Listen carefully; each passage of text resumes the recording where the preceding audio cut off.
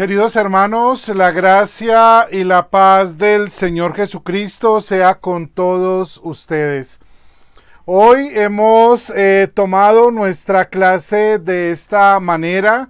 Espero que la próxima semana podamos retomar por medio del Zoom y podamos continuar avanzando en este hermoso estudio acerca del credo apostólico.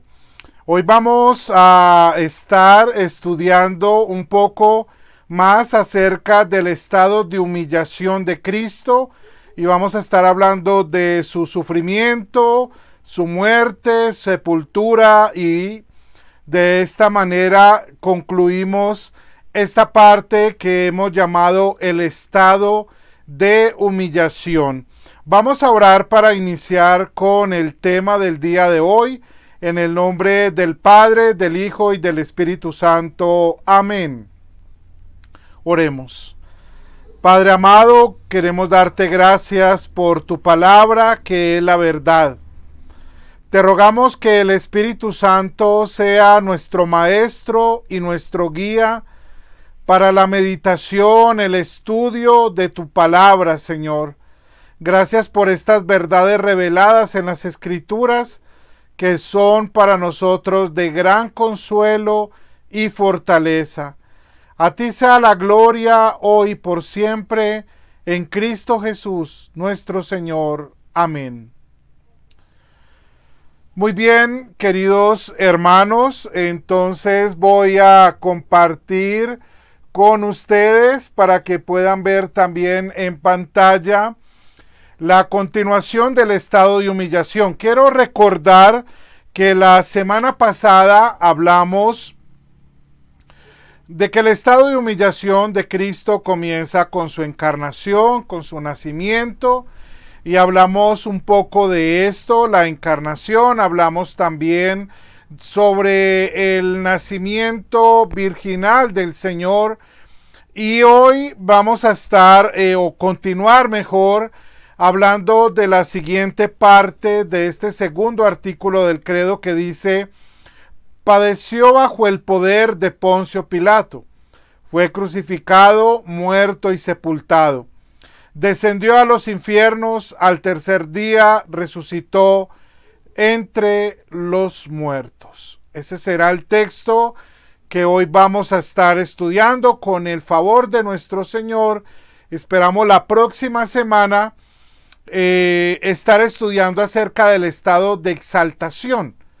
Y recuerden que hay dos estados en que nosotros estudiamos la persona de Cristo, del Hijo de Dios: el estado de humillación, como ya lo mencionamos la clase pasada, y el estado de exaltación, su triunfo sobre la muerte, sobre el pecado, sobre el diablo, su glorificación y la ascensión a los cielos, que eso lo veremos la próxima semana. Por ahora vamos a retomar esta parte donde dice que padeció bajo el poder de Poncio Pilato, fue crucificado, muerto y sepultado, y descendió a los infiernos hasta la resurrección. Entonces, en ese orden, vamos a ver en primer lugar hoy su padecimiento.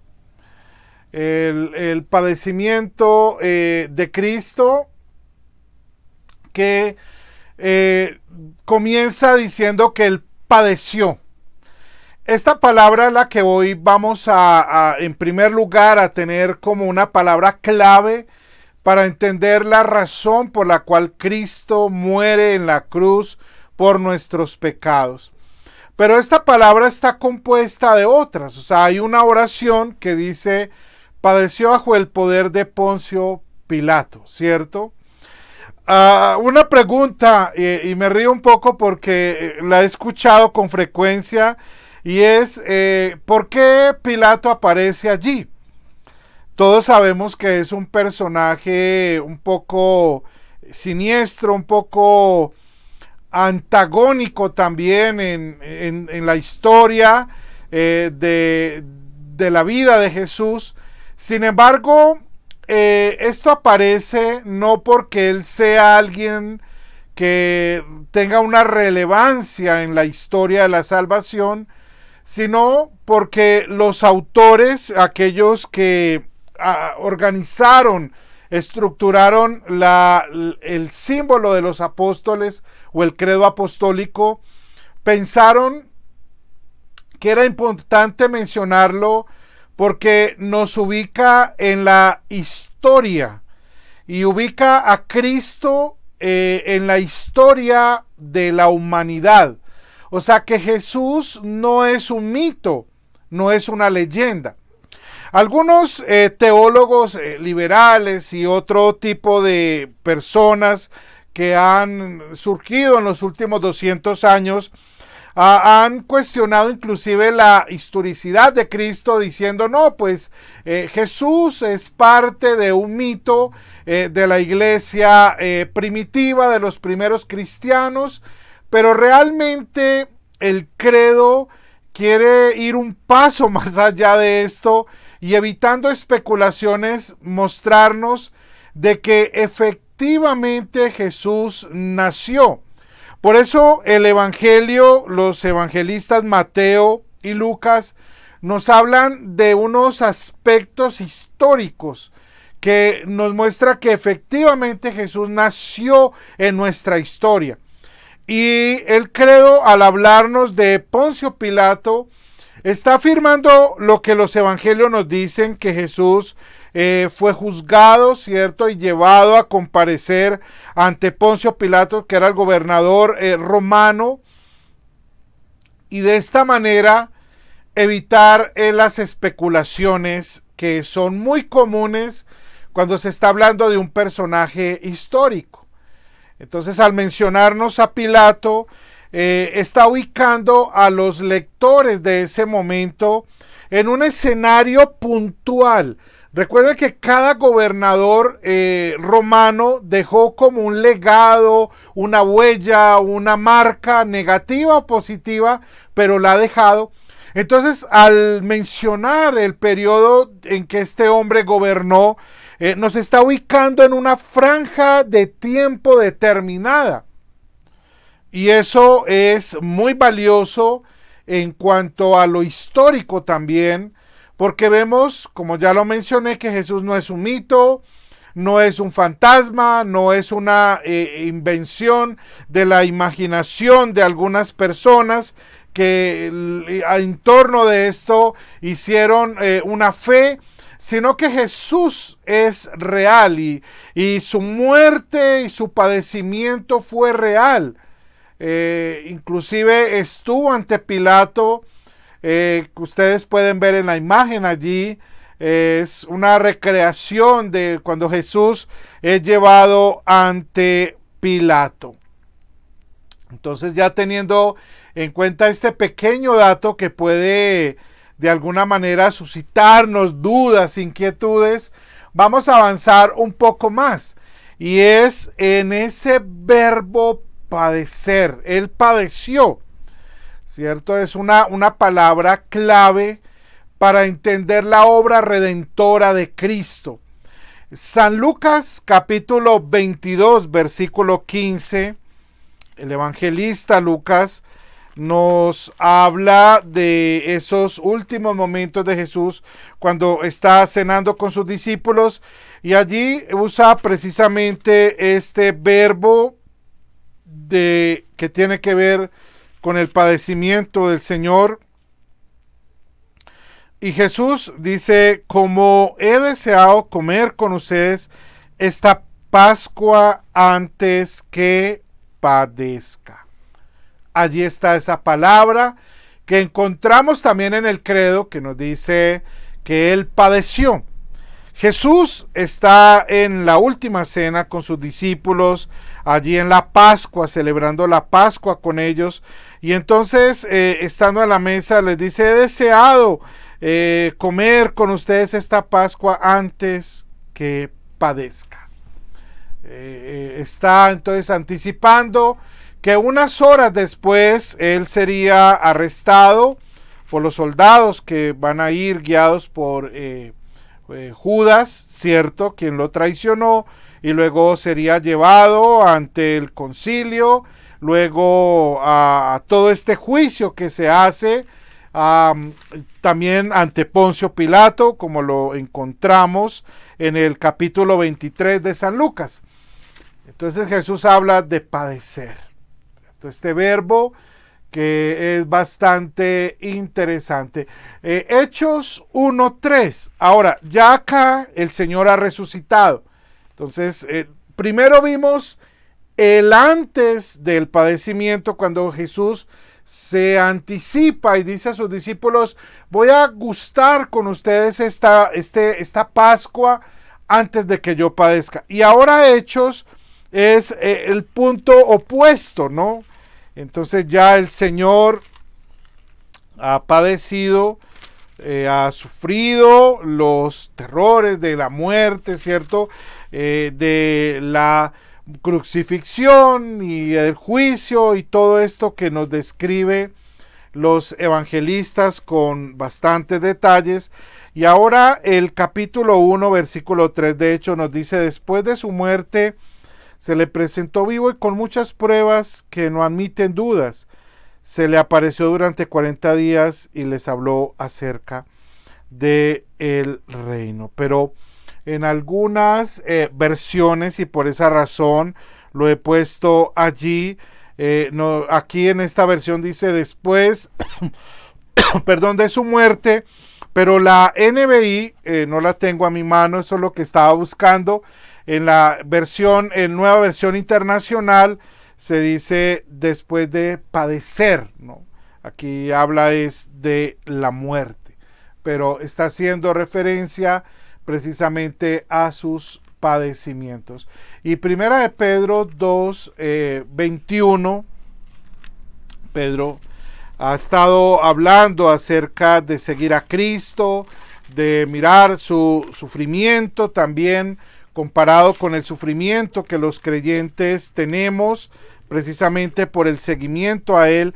Entonces, en el versículo 21 del capítulo 2 de su primera carta, Pedro dice: y ustedes fueron llamados para esto, porque también Cristo sufrió, ¿cierto? Otras versiones dice padeció por nosotros, con lo que nos dio un ejemplo para que sigamos sus pasos. Entonces Jesús padeció, como dice allí Pedro, y sufrió por nuestros pecados, aunque él no cometió pecado, dice más adelante, porque su vida era una vida santa, perfectamente santa, inocente, y él padeció por nosotros. Y está allí primera de Pedro 3:18, un poquito más adelante, aunque en la pantalla pueden ver el texto. Está tomado de la Reina Valera contemporánea. Dice: porque también Cristo padeció una sola vez por los pecados, el justo por los injustos, para llevarnos a Dios. En el cuerpo sufrió la muerte, pero en el espíritu fue vivificado. Qué hermoso versículo, ¿verdad? Un versículo lleno de tanto significado realmente para nosotros. Cristo padeció una vez por los pecados, bajo el poder de Poncio Pilato, diríamos en el credo, ¿no? Y padeció, aunque él era justo, lo hizo por los injustos, para llevarnos a Dios. O sea, Cristo tomó nuestro lugar en su muerte. Y esa es la aplicación y lo que el credo quiere enseñarnos. Cuando ustedes y yo decimos que Cristo padeció bajo el poder de Poncio Pilato, como ya les he dicho, no es una repetición de la repetidera, sino que estoy afirmando que efectivamente Cristo tomó nuestro lugar en la historia, padeció, y como nos dice Pedro, padeció en la cruz una vez por los pecados de todos nosotros. Él era justo, nosotros injustos, pero por medio de su muerte ha pagado el precio de nuestra salvación. Entonces, eso es lo que nos quiere enseñar allí el apóstol Pedro. El padecimiento de Cristo tiene un propósito, y el propósito es de llevarnos a Cristo, llevarnos a Él, que le conozcamos, le amemos, le sirvamos con todo nuestro corazón también. Vamos a avanzar un poco porque el tiempo, por supuesto, es corto, y ahora vamos a ver lo que tiene que ver con su muerte. Entonces,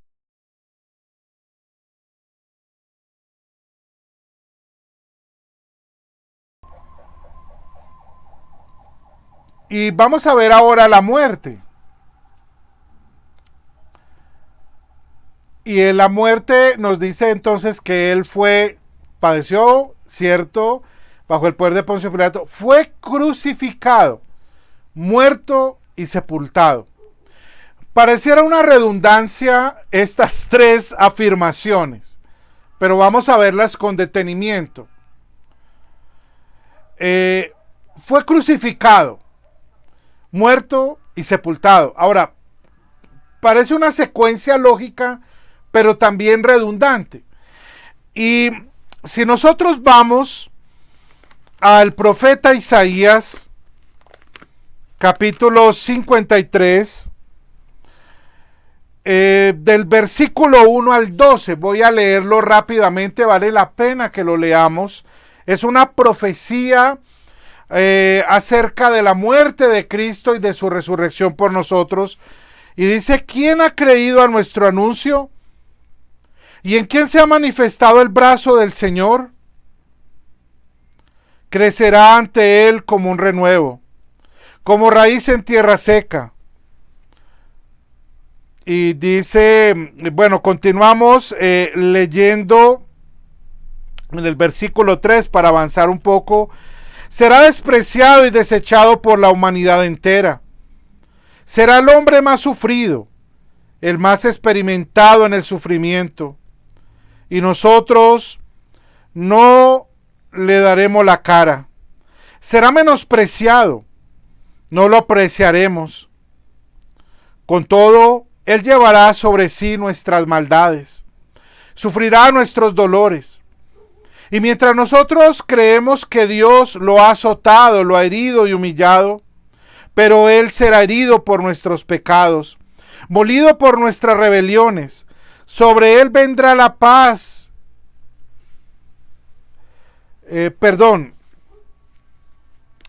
Sobre él vendrá la paz, y por su llaga seremos sanados. Todos perdimos el rumbo como ovejas, y cada uno tomará su propio camino, pero el Señor cargará sobre él el peso de nuestros pecados. Se verá angustiado y afligido, pero jamás emitirá una queja. Será llevado al matadero como un cordero, y como oveja delante de sus trasquiladores. Se callará y no abrirá su boca. Sufrirá la cárcel, el juicio y la muerte. ¿Y quién entonces contará su historia, si él será arrancado por completo de este mundo de los vivientes, y morirá por el pecado de mi pueblo? Se dará sepultura con los impíos. Morirá en compañía de malhechores, a pesar de que nunca hizo violencia a nadie, ni jamás profirió una sola mentira.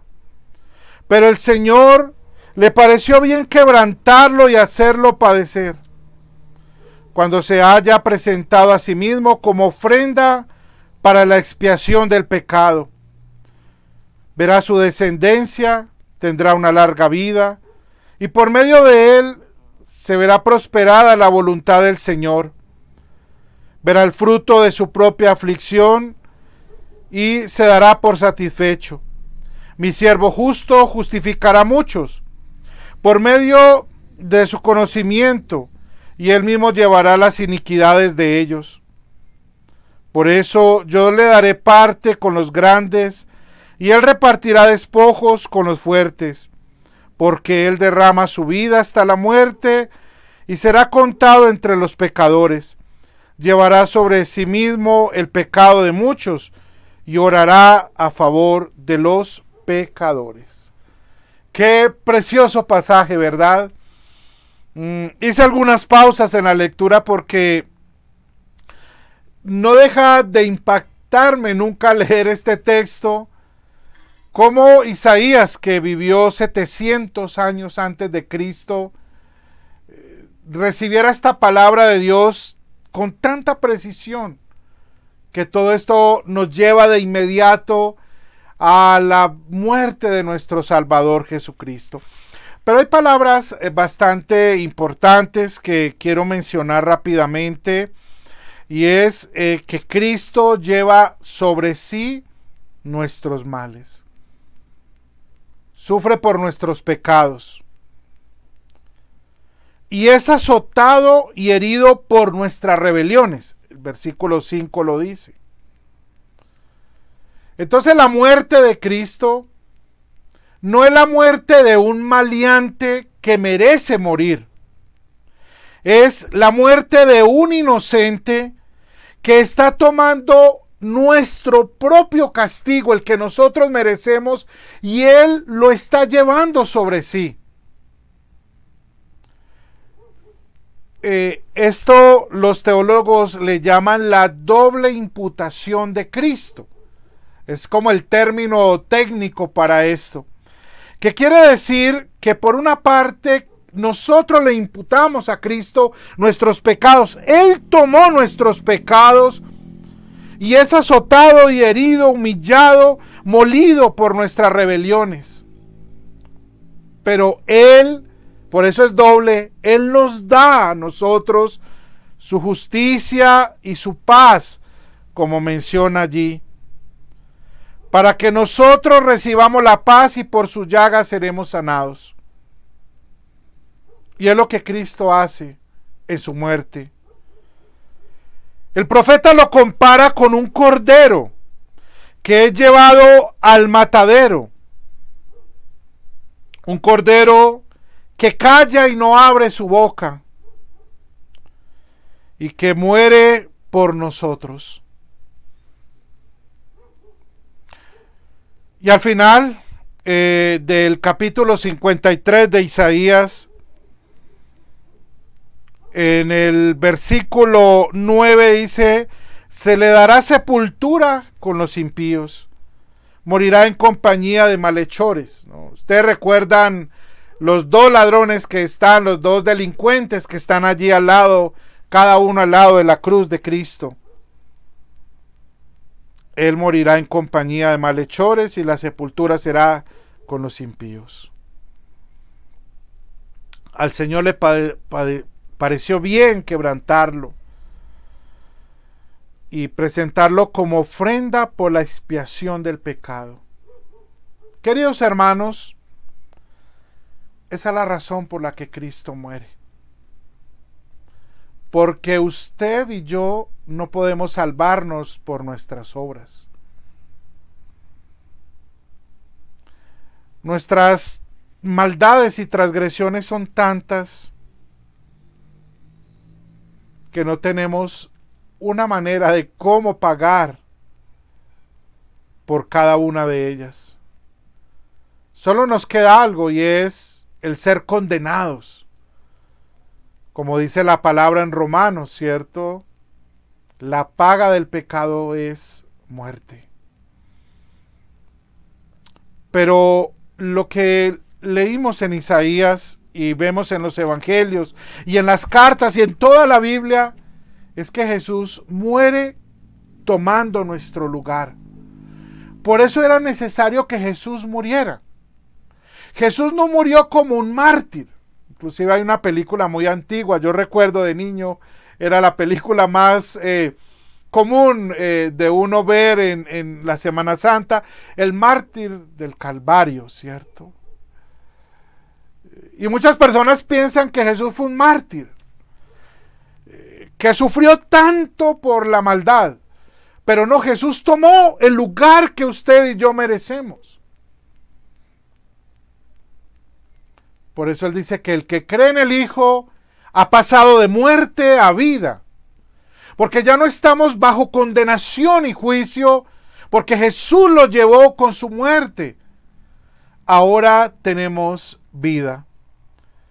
Entonces la obra redentora de Cristo es consumada en su totalidad. Y es lo que Juan 19:30 nos dice, que es la palabra que Jesús, y una de las palabras más preciosas que el Señor habla desde la cruz. ¿Y qué es lo que dice allí el Señor?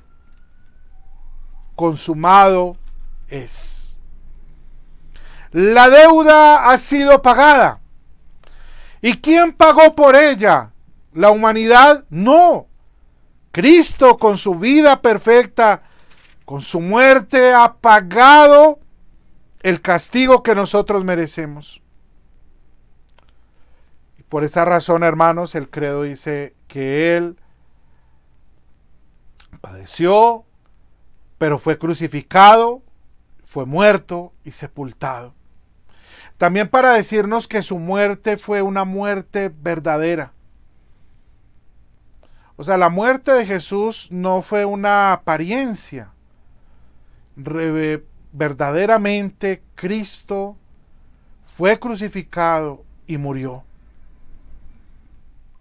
Y descendió a los infiernos, que es lo que vamos a hablar a continuación. Antes de terminar, que está la última parte que quiero mencionarles, es que voy a leer en Romanos 8:32. El que no escatimó ni a su propio Hijo, sino que lo entregó por nosotros. ¿Por quién murió Jesús? Por ti y por mí. ¿Cómo no nos dará también con Él todas las cosas? El Padre que entrega al Hijo no lo escatima, lo entrega voluntariamente. Y el Hijo se entrega voluntariamente a la muerte en nuestro lugar, para redimirnos del poder del pecado y de la muerte. ¿Cómo no nos dará con Él todas las cosas? O sea, es la consecuencia, ¿verdad?, de la muerte de Cristo. Cristo fue entregado por nuestros pecados. Cristo padeció por nosotros, pero también resucitó por nosotros, que es lo que vamos a ver, si el Señor lo permite, la próxima clase. Nos habla entonces de que Él fue crucificado muerto. No podemos entonces tener dudas de que Jesús murió. Y por eso su cuerpo está en la sepultura por 3 días, ¿verdad? Como también lo afirman los evangelios y la palabra. Pero también, y esto es bastante relevante que lo consideremos, ese descenso a los infiernos ha provocado varias afirmaciones. Las confesiones luteranas, la fórmula de concordia, especialmente en uno de sus artículos, no recuerdo ahora si es el 9º, quizás, habla de por qué Jesús descendió a los infiernos y hace una afirmación de que es para predicar, ¿cierto?, a los espíritus encarcelados, como dice allí, tomando lo que Pedro también dice en su primera carta. Pero esa expresión de descender a los infiernos no aparece en las versiones del credo más antiguas. Por ejemplo, y algunos padres de la iglesia que llamamos a esos grandes teólogos de los primeros siglos, como Tertuliano, Cipriano, Agustín, ¿cierto? Ellos no mencionan o hacen referencia a que Jesús descendió a los infiernos. Entonces, algunos se han ido al otro punto y han mencionado que cuando dice descendió a los infiernos, está usándolo de una manera metafórica para referirse a los sufrimientos de Cristo.